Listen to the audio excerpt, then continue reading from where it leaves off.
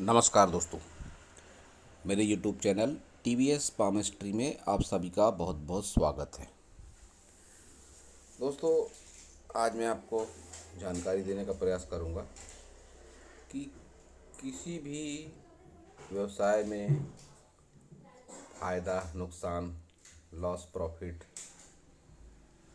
कैसे होता है और कोई व्यक्ति अपने जीवन में एक से अधिक व्यवसाय कैसे कर सकता है या उसे उस व्यवसाय में बेनिफिट क्यों नहीं होता,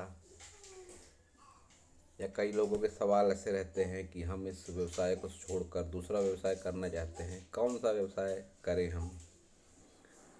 तो हाथ के पर्वतों और रेखाओं के माध्यम से ये जाना जा सकता है बहुत ही सरलता से कि जो व्यवसाय आप कर रहे हैं वह आपके लिए अनुकूल है या नहीं है। और कई बार व्यक्ति एक से अधिक व्यवसाय भी अपने जीवन में कर सकता है। तो मैं आपको जानकारी देने का प्रयास करता हूँ।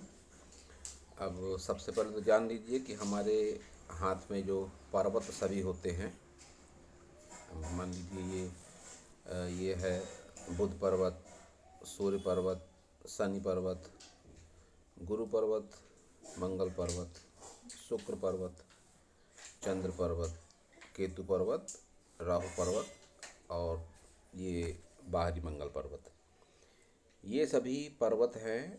और इन सभी पर्वतों का किसी न किसी व्यवसाय से, रोजी रोजगार से, नौकरी से संबंध अवश्य होता है। इसके लिए आप मेरे डिस्क्रिप्शन में देख सकते हैं। इसके कई तरह के वीडियो मैंने बना रखे हैं, अलग अलग पर्वतों के, ग्रहों के व्यापार कौन कौन से हैं। आप इस वीडियो की प्लेलिस्ट में आप देख सकते हैं। इनसे संबंधित वीडियो अगर आप देखना चाहें कि कौन से ग्रह पर्वत के लिए कौन सा व्यवसाय अनुकूल है। तो ये जितने भी पर्वत होते हैं, इन सभी पर्वतों का कोई ना कोई व्यवसाय, रोजी रोजगार से संबंध होता है। अब बात यहाँ पर आती है कि कैसे जाना जाए कि जो व्यवसाय हम कर रहे हैं वह व्यवसाय हमारे लिए अनुकूल है या नहीं है, और हम दूसरा व्यवसाय भी कर सकते हैं या नहीं। तो सबसे पहले जान लीजिए, जो भी व्यवसाय आप करना चाहते हैं, जिससे संबंधित आपका व्यवसाय है, वो पर्वत आपका अनुकूल होना चाहिए। किसी भी पर्वत की बात हो, अगर वह पर्वत अनुकूल नहीं होगा, दबाव लिए हुए होगा, तो फिर उस रोजी रोजगार में, उस व्यवसाय में आपको थोड़ी परेशानियां आ सकती हैं।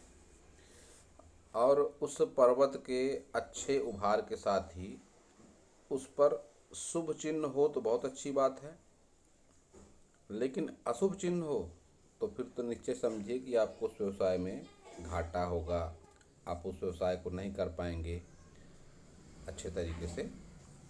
तो किसी भी पर्वत का, जो पर्वत आपके व्यवसाय से रिलेटेड है, उस पर्वत का उन्नत होना पहली शर्त है कि वो पर्वत अच्छा उन्नत होना चाहिए, और उसके साथ ही उस पर कोई अशुभ चिन्ह ना हो, तो आप उस व्यवसाय में प्रगति कर पाएंगे। और साथ ही उस पर कोई काला तिल भी ना हो, अन्यथा ये आपकी स्ट्रगल को बढ़ा देगा। काला तिल भी उस पर नहीं होना चाहिए, कोई क्रॉस भी नहीं होना चाहिए, और इसके साथ ही कोई नेगेटिव रेखा भी नहीं होनी चाहिए। यह बात सभी पर्वतों पर लागू है, और यह उस पर्वत पर विशेष रूप से लागू है जिससे संबंधित आप व्यवसाय करने की सोच रहे हैं या कर रहे हैं। तो इस पर कोई नेगेटिव साइन नहीं होना चाहिए।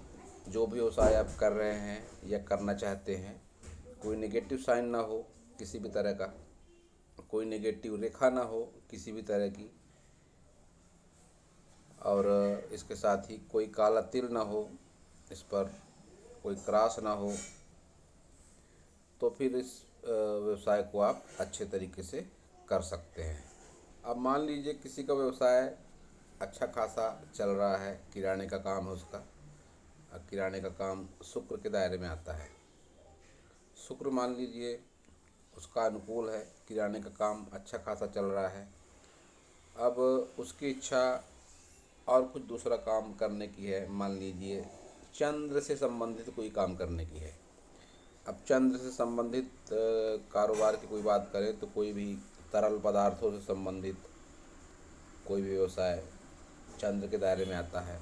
लेकिन उसका अगर चंद्र अनुकूल नहीं है, चंद्र पर कोई काला तिल है, क्रास है, या चंद्र पर तो उसका दबा हुआ है, या इस पर कोई नकारात्मक रेखाएं चल रही हैं, तो फिर वो अगर इस व्यवसाय को करेगा, चंद्र से संबंधित व्यवसाय को, तो उसे घाटा लगेगा, वह उस व्यवसाय को सही ढंग से नहीं कर पाएगा।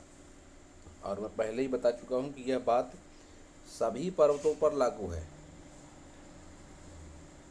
अगर किसी भी पर्वत पर कोई अनुकूल चिन्ह नहीं है, नकारात्मक रेखाएं हैं, तो फिर उससे उस पर्वत से संबंधित व्यवसाय को वह व्यक्ति नहीं कर पाएगा।